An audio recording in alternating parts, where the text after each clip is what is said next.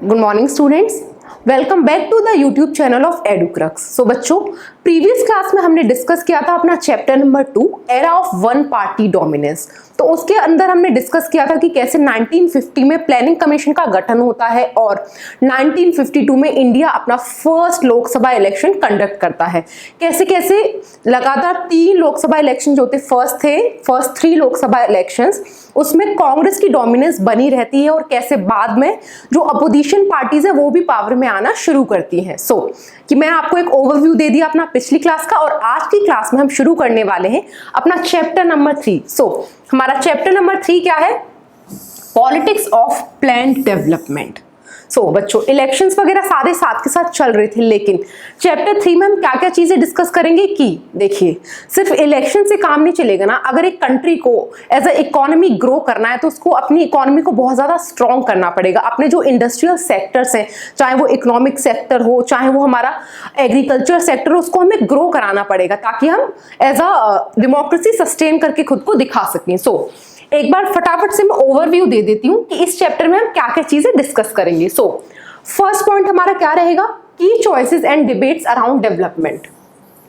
ऐसी क्या क्या डिबेट्स डेवलपमेंट के रिगार्डिंग चल रही थी। मतलब इंडिया के सामने बहुत सारी चॉइसेस थी। या तो हम कैपिटलिज्म का रास्ता अपना ले, जैसा कि यूएसएस में था, यूएसए में था बेसिकली। देखिए, डेवलपमेंट के रिगार्डिंग बहुत सारी उस टाइम डिबेट्स चल रही थी। इंडिया के सामने बहुत सारे रास्ते थे। पहला रास्ता था या तो हम कैपिटलिज्म अपना ले, जैसा कि यूएसए में था। दूसरा था या तो हम जो सोवियत मॉडल था बेसिकली उसको अपना ले अपना। थर्ड था हमारे पास मिक्स्ड इकोनॉमी। तो इंडिया ने फाइनली क्या अपनाया था? Mixed economy.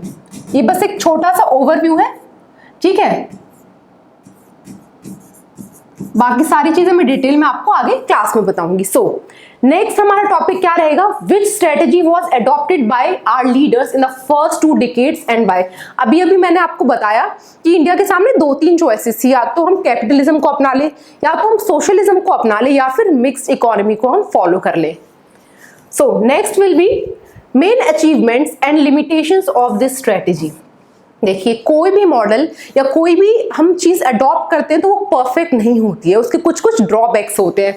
तो वही ड्रॉबैक्स क्या थे, क्या अचीवमेंट्स रहे जो हमने मॉडल फॉलो किया, वो हम इसमें डिस्कस करेंगे। लास्ट हमारा रहेगा why was this development strategy abandoned in later years.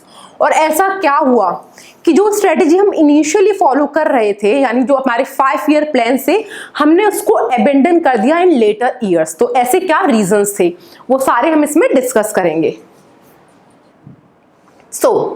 Chapter की शुरुआत करते हो। शुरुआत कहां से होती है बच्चों? The case study of Orissa. देखिए, आप सभी को पता है उड़ीसा जो है एक बहुत रिच मिनरल जोन है, वहां पे बहुत सारे मिनरल्स पाए जाते हैं। तो ऐसा ही क्या स्टडी हमारी? The government of Orissa signed various memorandum of understanding with domestic and international players to cash in the opportunity of increasing demand of steel।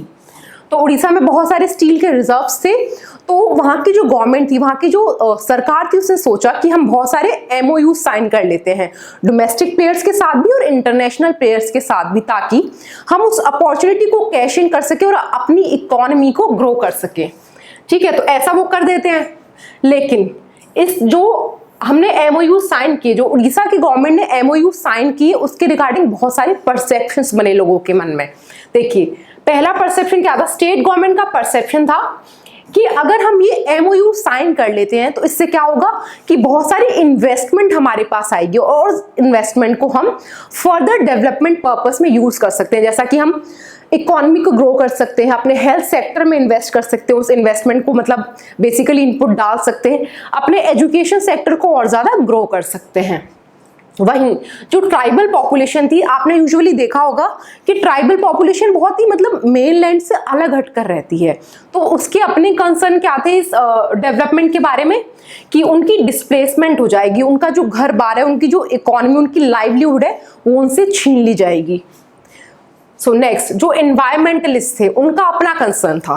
उनका मानना था कि अगर हम ये एमओयूज वगैरह मतलब अगर हम ऐसी इन्वेस्टमेंट को पाना चाहते हैं और डेवलपमेंट के रास्ते पर बढ़ेंगे तो इससे क्या होगा? पॉल्यूशन लेवल बहुत ज्यादा इंक्रीज हो जाएंगे और जो क्वालिटी है एनवायरमेंट की वो डिग्रेड कर जाएगी। नेक्स्ट, वहीं सेंट्रल गवर्नमेंट जो हमारी भारत सरकार है उसका क्या पॉइंट ऑफ व्यू था?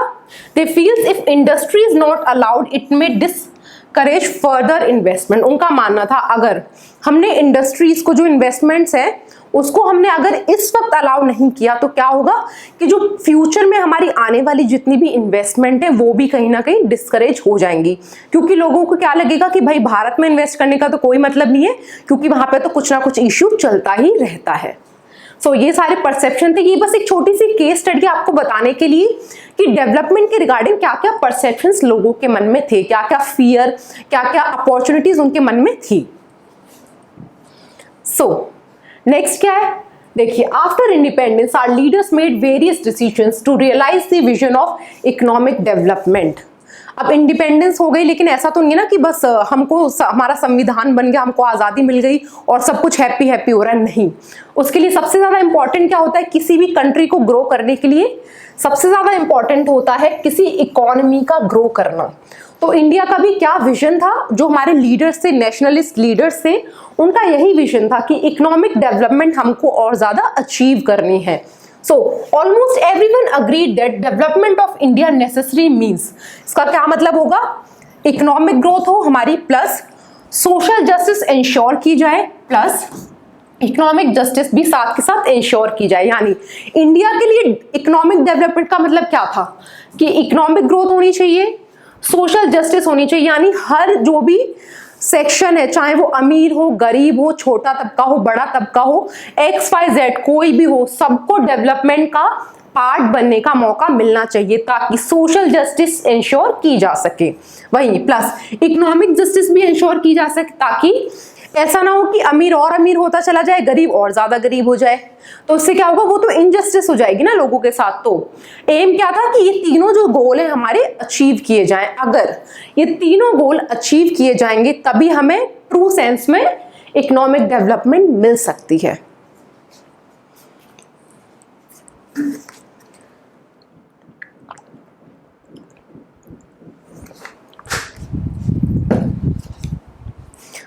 चलिए बच्चों आगे बढ़ते हैं। नेक्स्ट क्या था, it was also agreed that the topic of development can not be left to businessman, industrialist and farmers. ऐसा माना जाता है कि देखिए डेवलपमेंट हो रही है लेकिन ऐसा नहीं है ना कि हम जो भी अपनी इकोनॉमी है उसको सिर्फ बिजनेसमैन हो, इंडस्ट्रियलिस्ट हो या फार्मर हो उनके हाथों पे छोड़ दे। ऐसा माना जा रहा था कि गवर्नमेंट को एक इंपॉर्टेंट रोल प्ले करना पड़ेगा, क्योंकि अगर हमने सारी चीजें प्राइवेट सेक्टर के हाथों में या जो बड़ा तबका है उसके हाथ में छोड़ दी तो आप इकोनॉमिक जस्टिस कैसे इंश्योर करोगे।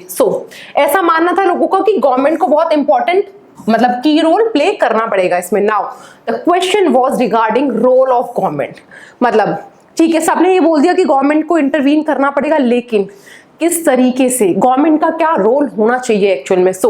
मेन क्वेश्चन यही था कि ग्रोथ विद जस्टिस जो हमारा मोटो था उसको कैसे अचीव किया जाए।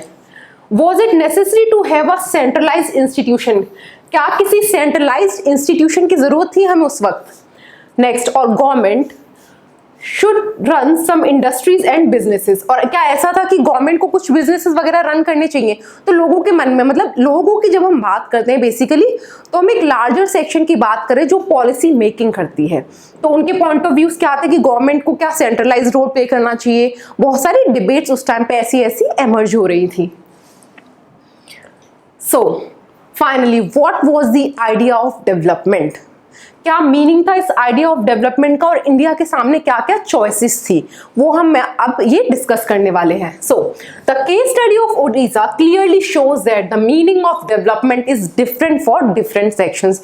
जैसा मैंने अभी आपको बताया था कि स्टेट गवर्नमेंट का अपना पॉइंट ऑफ व्यू था, जो ट्राइबल पॉपुलेशन थी उसके अपने फियर से डेवलपमेंट को लेके, जो एनवायरमेंटलिस्ट थे उनका अपना कंसर्न था कि भाई एनवायरमेंट की क्वालिटी डिग्रेड हो जाएगी। तो यानी डेवलपमेंट सबके लिए अलग अलग होती है। देखिए अब जैसे मैं आपको छोटा सा एग्जांपल दूं, अगर जैसे सपोज किसी छोटे से बच्चे के लिए डेवलपमेंट क्या है कि उसको टाइम पे अपना अच्छा अच्छा खाने को मिल रहा है या कहीं घूमने को मिल रहा है, तो वो उसको भी डेवलपमेंट समझेगा। वहीं अगर एक मिडिल क्लास फैमिली की अगर हम बात करें, अगर वो सस्टेनेबल वे में अपनी फैमिली को सस्टेन कर पा रहे, मतलब अच्छी खासी उनकी सैलरी है, वो अच्छा पहन पा रहे, अच्छा मतलब रोटी कपड़ा मकान वाला अगर कॉन्सेप्ट फुलफिल कर पा रहे हैं तो वो उनके लिए डेवलपमेंट है। तो सबके लिए डेवलपमेंट के मीनिंग्स अलग अलग होते हैं। ठीक है। 10, any discussion on development is bound to generate contradictions, conflicts and debates. On the eve of independence, India had before it 2 models of development. मैंने आपको शुरुआत में ही बताया था 2 मॉडल्स थे इंडिया के सामने जब हमने इंडिपेंडेंस हासिल करी। पहला हमारा क्या था?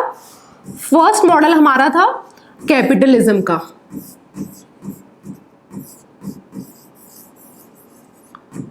जैसा कि यूएसए में फॉलो किया जा रहा था। And second choice was socialism, या तो हम सोशलिज्म को अपना लें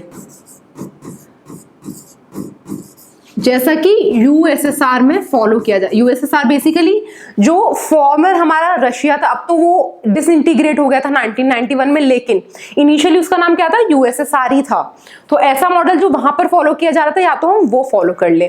तो जो हमारे प्राइम मिनिस्टर थे, the then prime minister Jawaharlal Nehru ji, वो सोशलिज्म से बहुत ज्यादा इंस्पायर्ड थे, यानी वो यूएसएसआर को बहुत ज्यादा फॉलो करते थे। तो उनके मन में था कि हमको यही मॉडल अपना लेना चाहिए, लेकिन अल्टीमेटली इंडिया ने concept of mixed economy follow किया। तो मिक्स्ड इकोनॉमी क्या है बच्चों? यानी इंडिया ने अपनाया मिक्स्ड इकोनॉमी,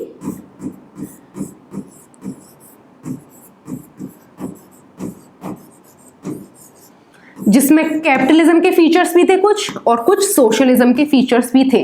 यानी इंडिया ने एक मिडिल पाथ चुना, ना तो हम इधर जाएंगे ना हम इधर जाएंगे, हम क्या करेंगे? मिक्स्ड इकोनॉमी चुनेंगे, जिसमें कुछ फीचर्स कैपिटलिज्म के होंगे और कुछ फीचर्स सोशलिज्म के होंगे। यानी सब कुछ प्राइवेट हाथों में भी जाएगा और सारी चीजों पे गवर्नमेंट कंट्रोल भी नहीं करेगी, यानी एक रेस्ट्रिक्टेड कंट्रोल होगा गवर्नमेंट का कुछ सेक्टर्स पर, ताकि सारी इकोनॉमी एज अ होल अच्छे से ग्रो कर सके। Next, planning. Despite various differences, there was a consensus on one point, that the development could not be left to private actors, and there should be a proper mechanism to ensure development. The idea of planning as a process of rebuilding economy earned public support in 1940s and 1950s. देखिए कुछ events हो रहे थे, ऐसा नहीं है कि हमें इंडिपेंडेंस मिली और इंडिया ने एकदम से बोला हम तो ये मॉडल अपनाने वाले हैं अपनी इकोनॉमी के लिए, नहीं, ऐसा नहीं था। ठीक है, बहुत सारे इवेंट्स 1940s और 1950s में अनफोल्ड हुए, जिसके बाद इंडिया ने अपना खुद का जो मॉडल है वो लेकर आई। सो वो इवेंट्स क्या थी? The experience of great depression in Europe. आपको पता है 1929 में एक ग्रेट डिप्रेशन आया था यूरोप में, जिसमें पूरी इकोनॉमी वहां की कोलैप्स कर गई थी। The interwar reconstruction of Japan and Germany and most of spectacular economic growth against heavy odds in the Soviet Union in 1930s and 1940s contributed to this consensus। मतलब जो इतने सारे इवेंट्स अनफोल्ड हुए 1940s और 50s में, तो लोगों के मन में आया ख्याल कि भाई चाहे कुछ भी हो जाए, हम अपनी इकोनॉमी को सिर्फ प्राइवेट हैंड्स में तो नहीं छोड़ सकते, कि हम प्राइवेट सेक्टर के भरोसे ग्रो कर ही नहीं सकते। ठीक है, तो ये सारे कंसर्न्स लोगों के मन में आ रहे थे। सो नेक्स्ट हमारा क्या था? देखिए ऐसा नहीं है कि प्लानिंग कमीशन एकदम से आ गया, जैसे 1950 में मैंने आपको बताया कि प्लानिंग कमीशन हमारा बना था, तो लेकिन ऐसा नहीं था कि एकदम से आया। उसके पहले ना कुछ प्लान्स चल रहे थे। जैसे अगर मैं बात करूं, एक बॉम्बे प्लान आता है हमारा 1944 में। तो ये बॉम्बे प्लान एक्चुअल में था क्या, या इसको किसने इंट्रोड्यूस किया था? So the idea of Bombay plan laid basis for creation of planning commission. तो हमारा ये बॉम्बे प्लान क्या था? बेसिकली कुछ इंडस्ट्रियलिस्ट जो थे हमारे देश के, उन्होंने इस प्लान को पुट फॉरवर्ड किया था। उनका मानना था कि गवर्नमेंट को इंटरवीन करना चाहिए ताकि economy as a whole grow कर सके। तो यही था हमारा बॉम्बे प्लान। ठीक है, तो आपको याद रखना है ये 1944 में था और ये बॉम्बे प्लान आया था।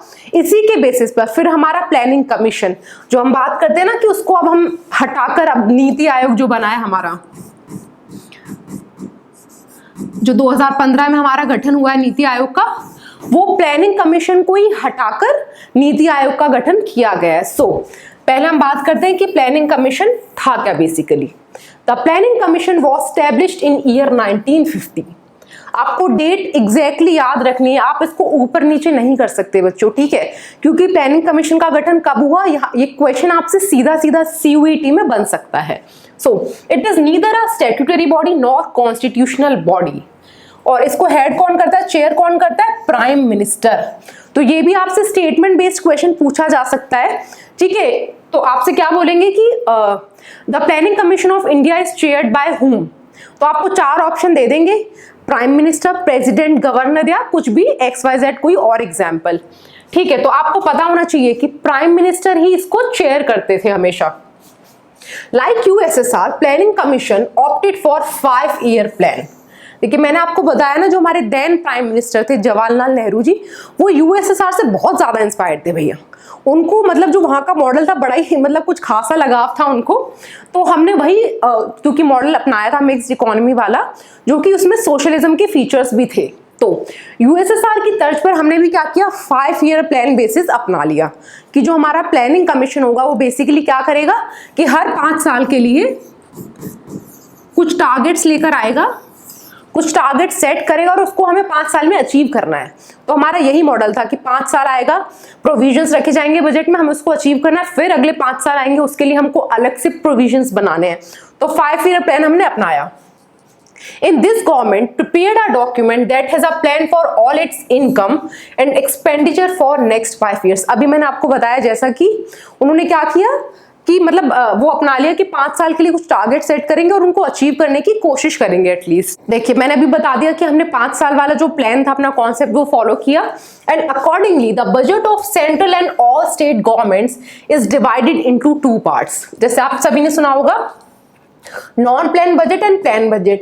अब तो एक्चुअली ये हट चुका है, लेकिन क्योंकि आपकी NCERT में ये दिया हुआ है तो उसको हमें थोड़ा सा पढ़ना पड़ेगा। सो नॉन प्लान बजट क्या था, basically that is spent on routine items on a yearly basis, ठीक है। नेक्स्ट क्या था हमारा plan budget, that is spent on a 5-year basis as per priorities fixed by plan. तो ये आपसे पूछ सकते हैं कि 2 पार्ट्स क्या थे बेसिकली प्लान के, हमारे जो 5-year प्लान था वो क्या थे, non-plan budget and plan budget. So, a 5-year plan has advantage of permitting the government to focus on larger picture and make long-term intervention in economy. तो जो हमारे नेशनलिस्ट लीडर्स थे उस टाइम पर बच्चों, तो उनका मानना था कि जो 5-year प्लान का कॉन्सेप्ट है वो हमें अपॉर्चुनिटी देता है कि हम लॉन्ग टर्म विजन रख सके अपने माइंड में। मतलब सोचिए अगर आपने किसी चीज का, फॉर एग्जांपल आपने टारगेट किया है कि हम हेल्थ पर 2% अपना खर्च करने वाले हैं और इसको हमें 5 साल में इस तरीके से खर्च करना है ताकि हम जो अपने टारगेट्स हैं उनको अचीव कर सके। तो मतलब आपका एक लॉन्ग टर्म विजन बन रहा है ना इसमें कि हमें अगले 5 साल में इतना % अपनी GDP का अपनी हेल्थ सेक्टर पर खर्च करना है। तो ऐसे ही उनका मानना था कि ये हमें एक लॉन्ग टर्म विजन की तरफ बढ़ने के लिए प्रोत्साहन देता है। चलिए नेक्स्ट मूव करते हैं। अभी मैंने आपको बताया कि 5-year प्लान का कॉन्सेप्ट हमने अडॉप्ट किया था on the basis of USSR। तो वही उसकी लाइन में हमारा जो फर्स्ट प्लान था वो क्या था, द फर्स्ट 5-year प्लान। और ये कितने साल के लिए था, 5 साल के लिए था, 1951 to 56 इसका जो बेसिकली टारगेट ईयर था। सो it was released in the year 1951। KN Raj was the pioneer in its drafting। तो आपको ये याद रखना है कि फर्स्ट 5-year प्लान में किसने इंपॉर्टेंट रोल प्ले किया था उसकी ड्राफ्टिंग में, तो ये कौन थे, KN राज थे। It primarily focused on agrarian sector, जो हमारा एग्रीकल्चर सेक्टर था। क्योंकि देखो बच्चों आप सभी को पता है कि जब पार्टीशन हुआ तो agriculture was the worst hit sector. मतलब इतना बुरा हाल हो गया था कि जो पैदावार है बेसिकली, जो खेतों की पैदावार थी वो बहुत ज्यादा नुकसान में चली गई थी। इसका मेन फोकस क्या था, agrarian sector, including investment in dams and irrigation, यानी डैम्स भी बनानी थी, इरिगेशन पर भी फोकस करना था। Agriculture sector was hit hardest by the partition and needed urgent attention. मैंने अभी आपको ये चीज बताई कि जो वर्स्ट हिट सेक्टर था वो कौन सा था, एग्रीकल्चर ही था। In this plan, huge allocations were made for large-scale projects like Bhakra Nangal dam. ठीक है, फोकस ऑन लैंड रिफॉर्म्स पर भी मेजर फोकस किया गया था। लैंड रिफॉर्म्स हमने प्रीवियस ईयर में भी थोड़ा सा डिस्कस किया था, बट इस चैप्टर में मैं आपको थोड़ा सा और डिटेल में बताऊंगी ताकि कोई भी क्वेश्चन आप मिस ना कर दे इससे। Our aim was to raise level of national income, और हमारा एम क्या था कि अपनी नेशनल इनकम को भी बढ़ाना है। देखिए भाखरा नांगल डैम आप सभी को पता है कहां पर है, हिमाचल प्रदेश में। ठीक है, हिमाचल प्रदेश में है ये आपकी। आपको जो ये प्रोविजंस है ना फर्स्ट 5 ईयर प्लान वाले, वो सारे याद रखने हैं, क्योंकि आपसे सीधा सीधा क्वेश्चन पूछ सकते हैं। Bhakra Nangal dam was created under which 5 year plan, तो आपको क्या पता होना चाहिए कि ये फर्स्ट 5 ईयर प्लान के अंडर ही इसका गठन किया गया था। तो जितने भी पॉइंट्स मैं आपको बता रही हूँ बच्चों, एकदम आपको अच्छे से याद में रखने हैं, ठीक है। चलिए नेक्स्ट, लैंड रिफॉर्म्स की बात कर रही थी मैं, एक बार आपको थोड़ा सा डिटेल में बता देती हूँ कि लैंड रिफॉर्म्स बहुत ज्यादा जरूरी क्यों थे। देखिए जरूरी की बात क्यों है, क्योंकि देखिए जब इंडिपेंडेंस हुई तो क्या था कि ब्रिटिश ने ऑलरेडी हमारी इकोनॉमी को इतना ज्यादा खराब कर दिया था, जो अमीर गरीब का जो फासला है वो बहुत ज्यादा हो रखा था। तो उसका जो मतलब सबसे ज्यादा विजिबल सेक्टर कौन सा था, हमारा एग्रीकल्चर, क्योंकि इतने सारे टेनेंट्स थे, मतलब ऐसे ऐसे जो रायतवारी सिस्टम हुआ, हमारा महलवारी सिस्टम आया, उसके थ्रू क्या हुआ, जो उनकी जमीनें थी, जो छोटे छोटे किसान थे ना पेजेंट्स से, उनकी जमीनें जमींदारों ने हड़प ली थी।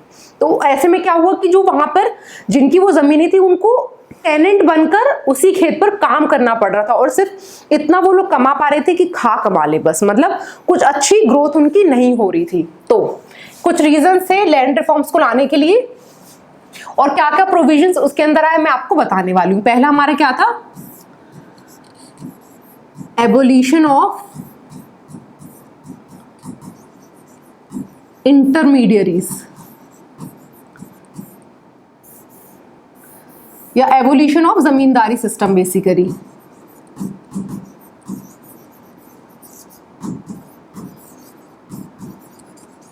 यानी ये जो जमींदारी वाला कॉन्सेप्ट था उसको ही खत्म कर दिया था सरकार ने। Second, tenancy reforms.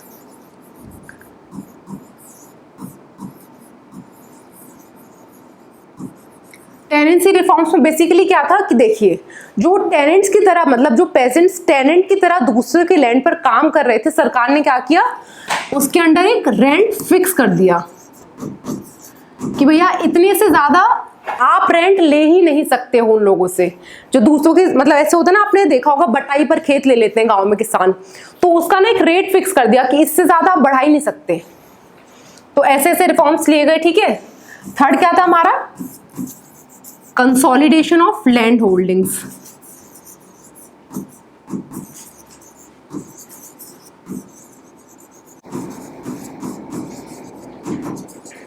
और इस वाले प्रोविजन को लाने का उनका मेन एम क्या था, देखिए गांव में क्या होता है ना, जैसे सपोज एक घर में 4 भाई हैं, तो वो फादर क्या करता है कि उनके मरने के बाद वो जितनी उनकी जमीन होती है उन चारों भाई में बट जाती है, फिर उनकी फैमिली आगे जाके और बढ़ती है, तो उसके साथ साथ जमीन बढ़ती चली जाती है। यानी कोई अगर जमीन पहले 10 बीघा थी, फिर वो 5 बीघा हुई, अगर 2 भाई थे फिर वो 2.5 बीघा हुई, क्योंकि आगे भी फैमिली बढ़ती जाती है। तो इससे क्या होता है कि जो प्रोडक्टिविटी है ना लैंड की, वो बहुत ज्यादा कम हो जाती है। तो ऐसे में गवर्नमेंट लेकर आती है कंसोलिडेशन ऑफ लैंड होल्डिंग्स। तो इसके अंदर जो सरकार ने किसानों को एक मतलब एक रास्ता दिया कि आप जो अपने फ्रेगमेंटेड लैंड्स हैं उसको आप हमें दे दीजिए, और हम आपको कंसोलिडेटेड वे में एक जगह पे वो लैंड लाकर देंगे, ठीक है। तो ये इसका प्रोविजन था। नेक्स्ट क्या था, cooperative farming.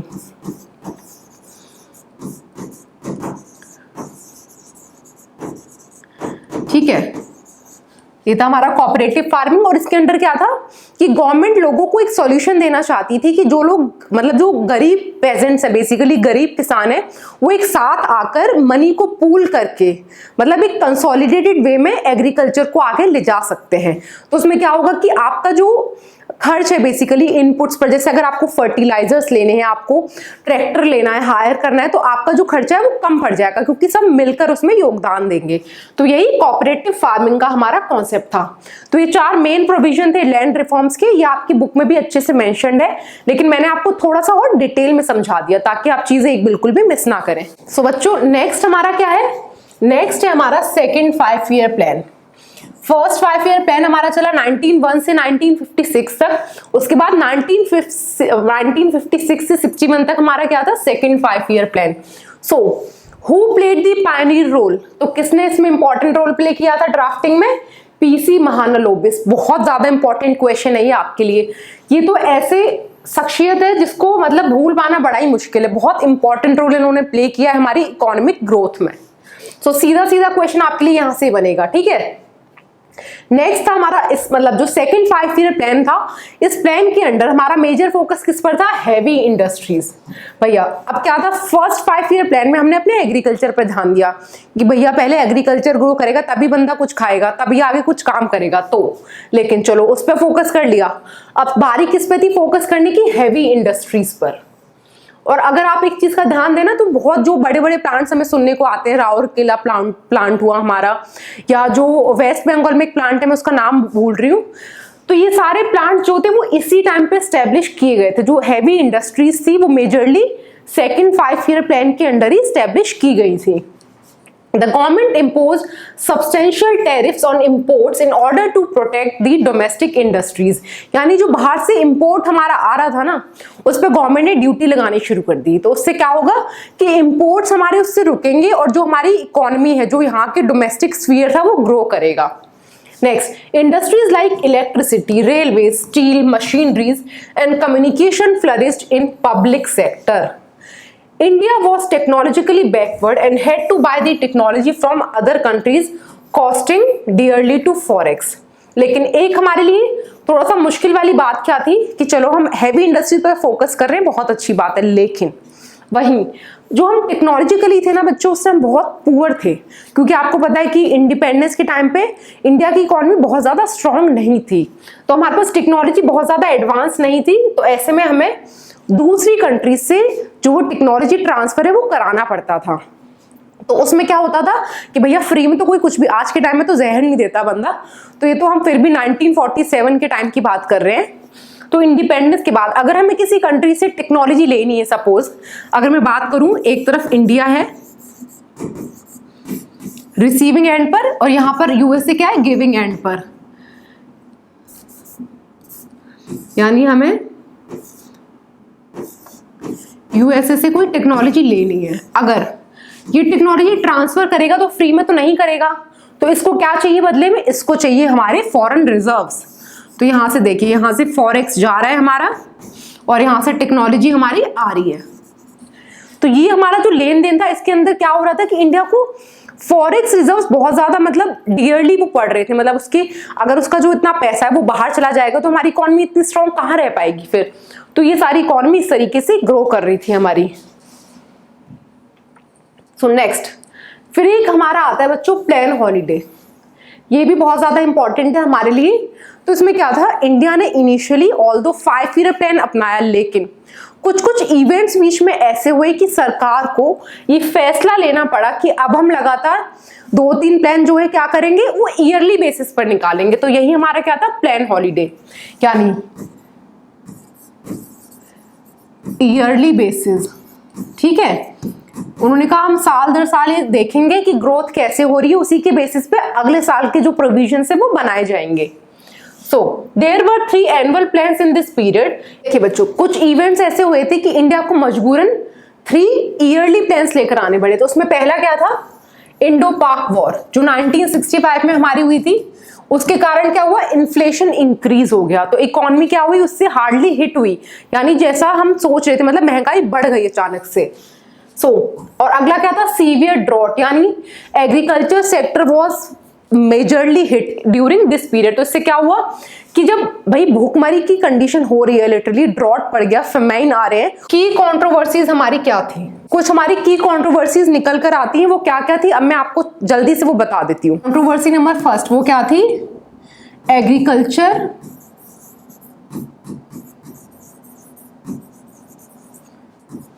Versus industrialisation.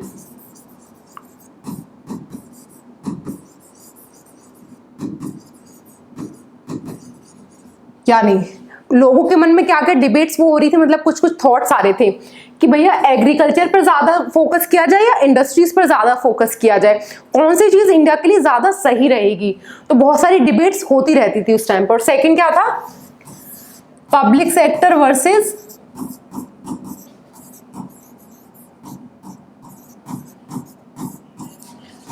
Private sector.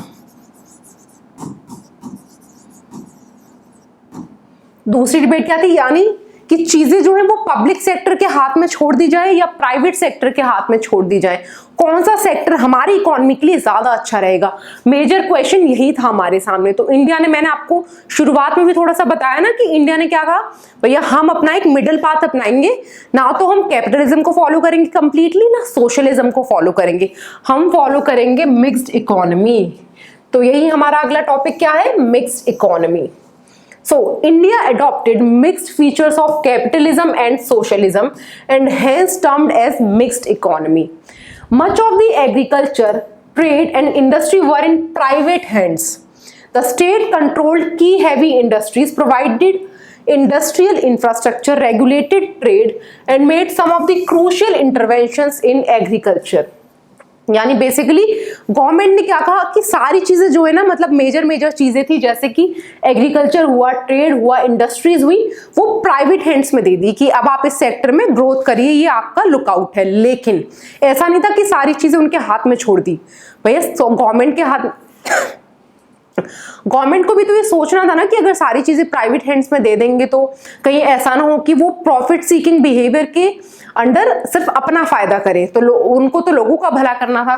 तो ऐसे में उन्होंने क्या किया कि उन्होंने एज अ फैसिलिटेटर खुद को, मतलब वो लेकर आए कि हम चीजों को कंट्रोल करेंगे। कंट्रोल कैसे करेंगे, जैसे कुछ हैवी इंडस्ट्रीज हुई वो उन्होंने खुद के अंडर रखी कि भैया हम इसको लुकआउट करेंगे, जितनी भी हैवी इंडस्ट्रीज है। हम ट्रेड को रेगुलेट करेंगे, भले ही ट्रेड को उन्होंने कहा कि प्राइवेट सेक्टर में दे देते हैं, लेकिन उसका जो रेगुलेशन है वो कौन करेगा, जो रेगुलेटिंग बॉडी कौन रहेगी, गवर्नमेंट ही रहेगी। And made some crucial interventions in agriculture, ठीक है। लेकिन इसके कुछ क्रिटिसिज्म्स भी थे बच्चों, ठीक है। क्रिटिसिज्म क्या थे, critics argued that not enough space provided to private sector. लोगों का मानना था कि गवर्नमेंट ने रेगुलेशन खुद के हाथ में रख के प्राइवेट सेक्टर को इनफ स्पेस ग्रो करने के लिए दिया ही नहीं। लाइसेंस राज क्रिएटेड हर्डल्स। लाइसेंस राज, आपने ये टर्म बहुत ज्यादा न्यूज में सुना होगा, अक्सर न्यूज में आता ही रहता है। तो बेसिकली लाइसेंस राज क्या था कि आपको कुछ भी करना है, आपको लाइसेंस चाहिए गवर्नमेंट से, और उसमें क्या होगा कि अगर आप लाइसेंस मांगने जाते हैं गवर्नमेंट से तो वहां पे क्या होता है, करप्शन होता है, यानी आपको घूस देनी पड़ेगी। तो लाइसेंस राज में क्या होता था, सरकार अपनी मनमानी चलाती थी काइंड ऑफ, कि आपको दे रही है, आपको नहीं दे रही है, अपना कोई बेनिफिट मतलब इंटरनल लिंक है उसको दे दिया, और कोई अगर अच्छे तरीके से आ रहा है उसको नहीं दिया। तो बहुत सारे ड्रॉबैक्स थे इसके।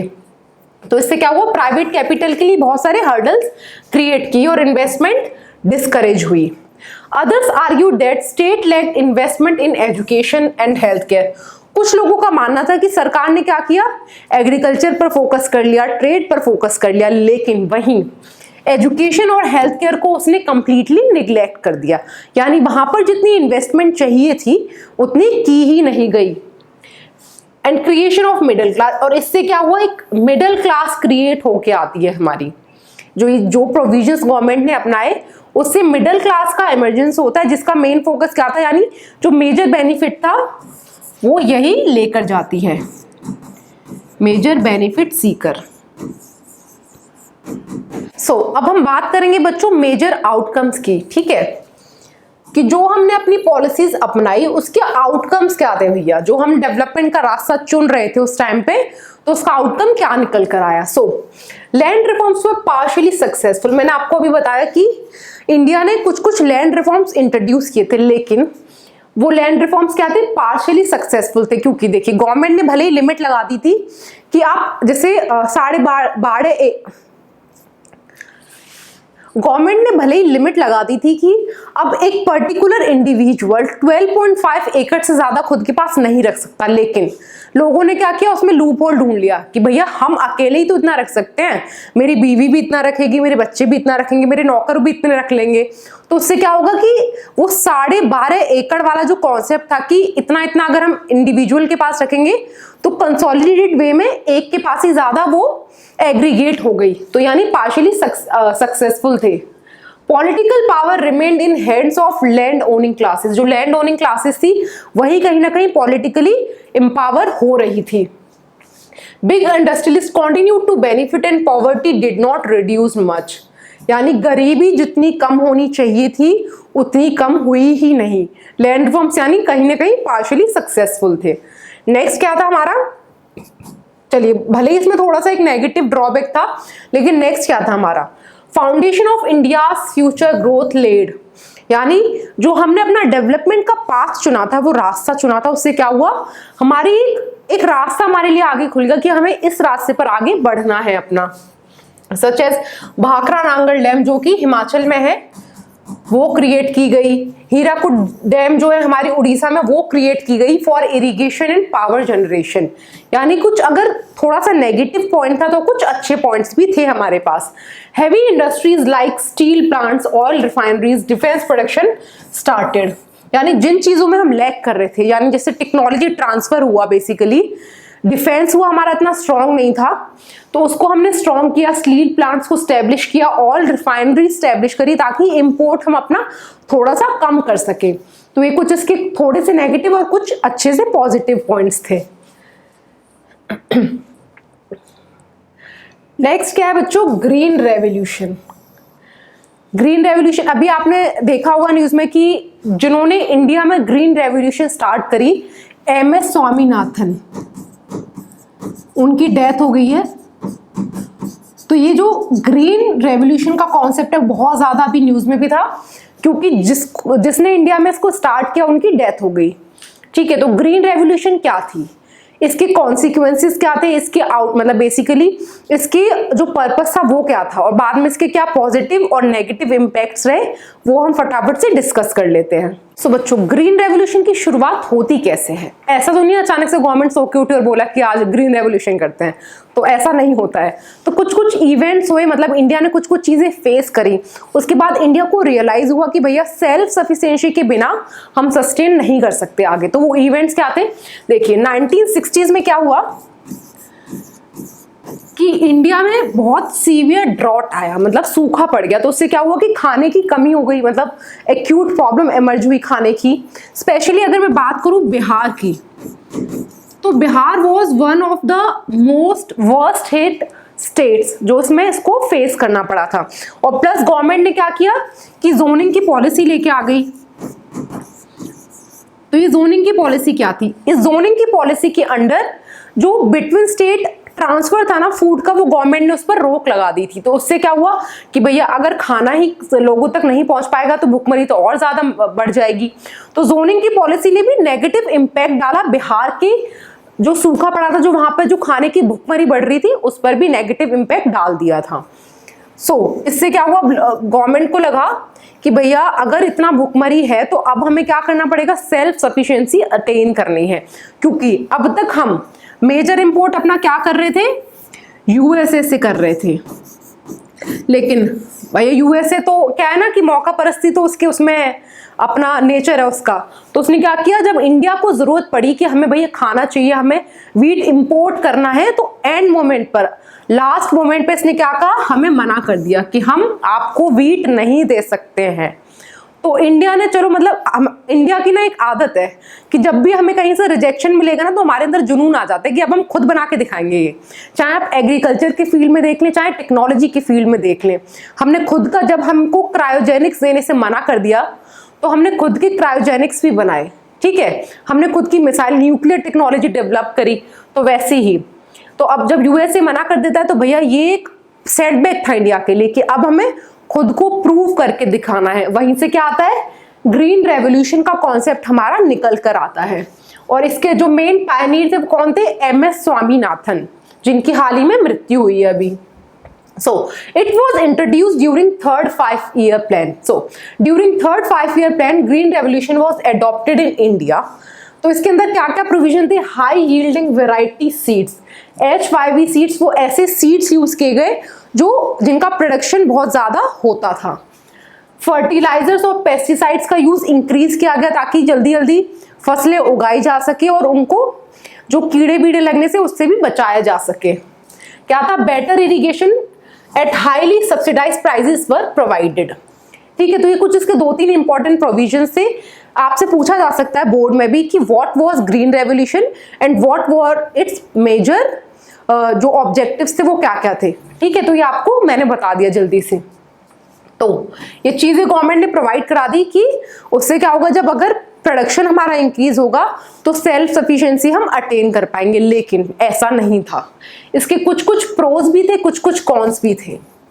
हर चीज के अच्छे बुरे दोनों पहलू होते हैं ना, ऐसे ही ग्रीन रेवोल्यूशन के साथ था बच्चों। सो हमारा इसमें अच्छा एडवांटेज पॉइंट क्या था कि हाई प्रोडक्शन, मतलब जो पैदावार थी खेत की वो इंक्रीज हो गई थी, पॉवर्टी जो थी वो थोड़ा कम हो गई थी पहले के कंपैरिजन में, और जो सेल्फ सफिशिएंसी जो मैं हर बार मतलब काफी देर से टर्म यूज कर रही हूँ वो हम अटेन कर पा रहे थे। बेसिकली जो हम पहले इंपोर्ट कर रहे थे यूएसए जैसी कंट्रीज से, वो अब हमने कंप्लीटली बंद कर दिया था। अब हम खुद में सफिशिएंट थे कि हम अपने आप को सस्टेन कर सकते हैं अपने यहाँ पैदावार उगाकर।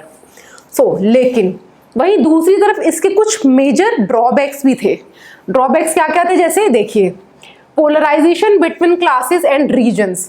इससे क्या हुआ, देखिए जब ग्रीन रेवोल्यूशन हुई ना तो ऐसा नहीं था कि पूरे इंडिया में इक्वल लेवल पर वो ग्रीन रेवोल्यूशन का इम्पैक्ट हमें देखने को मिला। ऐसे क्या हुआ पता है, जैसे मैं बात करूं वेस्टर्न यूपी की, वेस्टर्न यूपी हुआ हमारा, हरियाणा हुआ, पंजाब हुआ, इन रीजन्स में मतलब मेजर इम्पैक्ट देखने को मिला था पॉजिटिवली ग्रीन रेवोल्यूशन का। मतलब ज्यादातर जो पॉजिटिव इम्पैक्ट था वो यही था। वहीं अगर हम ईस्टर्न यूपी की बात करें या जो नॉर्थ ईस्टर्न स्टेट्स है हमारी, वहां पर नेग्लिजिबल इम्पैक्ट हमें इसका देखने को मिला। तो इससे क्या हुआ कि एक तरफ जहां कुछ किसान अमीर हो रहे थे ग्रीन रेवोल्यूशन की वजह से, वहीं दूसरे किसान जो थे ना वो वहीं गरीबी में रह गए। तो पोलराइजेशन क्रिएट हो गया था कि गरीब किसान और गरीब हो गया और अमीर किसान और अमीर हो गया। ठीक है, नेक्स्ट हमारा नेगेटिव इम्पैक्ट क्या था, major benefit grabbed by rich peasants and large land holders. जिनके देखिए ग्रीन रेवोल्यूशन में मतलब मेजर फैक्टर क्या था कि आपको ना मैकेनाइज्ड व्हीकल्स की जरूरत थी, बेसिकली जैसे ट्रैक्टर हुआ, तो इन सारे इक्विपमेंट्स की जरूरत थी। लेकिन अगर किसी किसान के पास, सोचिए बच्चों, अगर जमीन ही बहुत थोड़ी सी है तो वो उस पर ट्रैक्टर क्या ही चलाएगा। ठीक है, तो इससे क्या हुआ कि जो मेजर बेनिफिट है ना वो अमीर किसान जो थे बेसिकली, जिनके पास बहुत बड़ी बड़ी जमीनें थी, उन्होंने इसको ले लिया था। डिग्रेडेड सॉइल फर्टिलिटी, मतलब फर्टिलाइजर्स और पेस्टिसाइड्स के एक्सेसिव यूज से क्या हुआ, एक इम्पैक्ट हमारा सॉइल की क्वालिटी पर भी पड़ा। उससे क्या हुआ कि सॉइल की जो फर्टिलिटी थी वो डिग्रेड हो गई थी। Rise of middle peasant section, एक नया मिडिल पेजेंट सेक्शन एमर्ज होकर आया हमारा, इसका एक ये भी कॉन्सिक्वेंस था। और एक क्या था, rise of left wing organisations to organise poor peasants. ये दो इसके मेजर इंपैक्ट आप काउंट कर सकते हैं कहीं ना कहीं, कि एक तो क्या हुआ कि मिडिल पेजेंट ग्रुप एमर्ज हुआ, क्योंकि कुछ जो किसान थे जो थोड़े से गरीब थे वो कहीं ना कहीं अमीरी की तरफ आ गए थे, थोड़ा सा मतलब एक मिडिल उसमें आ गए थे। और दूसरा क्या था कि जो लेफ्ट विंग एक्सट्रीमिस्ट थे हमारे, बेसिकली लेफ्ट विंग ऑर्गेनाइजेशंस थी, उन्होंने क्या किया कि जो गरीब किसान थे उन्होंने कहा हम आपके हितैषी हैं, अगर आपके लिए कोई नहीं लड़ेगा तो हम आपकी जो बेनिफिट है, जो आपका फायदा है, उसके लिए सरकार से बात करेंगे, आपके हक के लिए हम लड़ेंगे। तो ये दो चीजें इसकी मेजर हाइलाइट्स थी।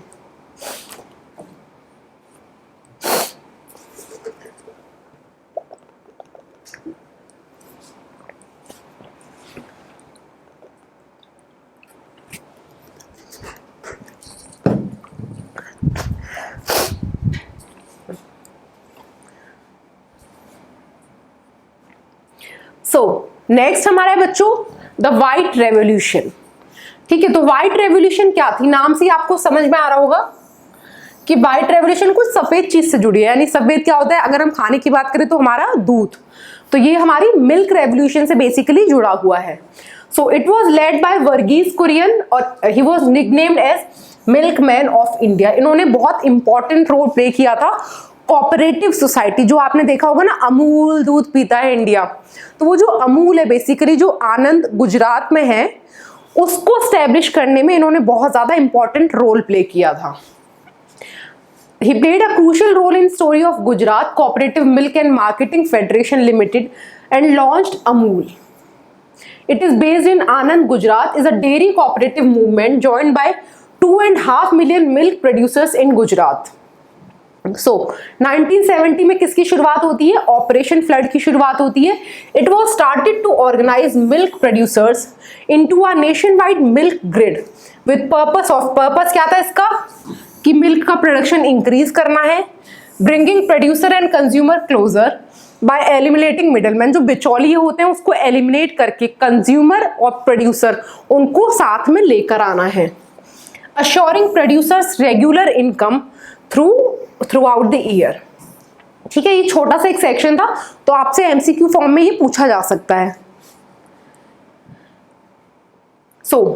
ऑपरेशन फ्लड के कुछ कुछ मेजर ऑब्जेक्टिव से फटाफट से देख लेते हैं। पहला क्या था, विमेन एम्पावरमेंट लेकर आनी है, क्योंकि कॉपरेटिव्स में विमेन का बहुत इंपॉर्टेंट रोल रहता है। ठीक है, नेक्स्ट क्या था कि जो रूरल हाउस होल्ड है उनकी इनकम को इंक्रीज करना है, एम्प्लॉयमेंट जनरेट करनी है, यानी जो अनएम्प्लॉयमेंट थी, बेरोजगारी थी, उसको कम करना है और एम्प्लॉयमेंट का सृजन करना है हमें। नेक्स्ट क्या था, एलिविएटिंग पॉवर्टी, यानी जो गरीबी है उसको हमें कम करना है। मेजर चीजें हो गई चैप्टर की। अब बस एक छोटा सा सेक्शन बचा है बच्चों हमारा, वो क्या है, लेटर डेवलपमेंट्स, यानी जो हमारी सरकार ने जो रास्ते चुने, जो डिसीजंस लिए, जो पॉलिसीज बनाई, उसका क्या इम्पैक्ट रहा बाद में जाकर। It took a significant turn from end of 1960s, यानी 1960s से जो हमारी पॉलिसीज थी उसने एक मेजर टर्न लिया। 14 private banks were nationalised during tenure of then PM Indira Gandhi. तो आपको पता होना चाहिए कितने प्राइवेट बैंक्स को नेशनलाइज किया था, 14 प्राइवेट बैंक्स। सीधा क्वेश्चन यहां से आपका बन सकता है। देखिए, जो भी चीजें मैं टिक लगा रही हूँ ना बच्चों, उस पर आपको ज्यादा फोकस करना है अच्छे से, ताकि क्वेश्चन आपका मिस ना हो कुछ भी। Pro poor programmes were announce. देखिए, जो हमारी उस टाइम की प्राइम मिनिस्टर थी इंदिरा गांधी जी, वो एक प्रोग्राम लेकर आई थी। क्या था उस प्रोग्राम का नाम, गरीबी हटाओ।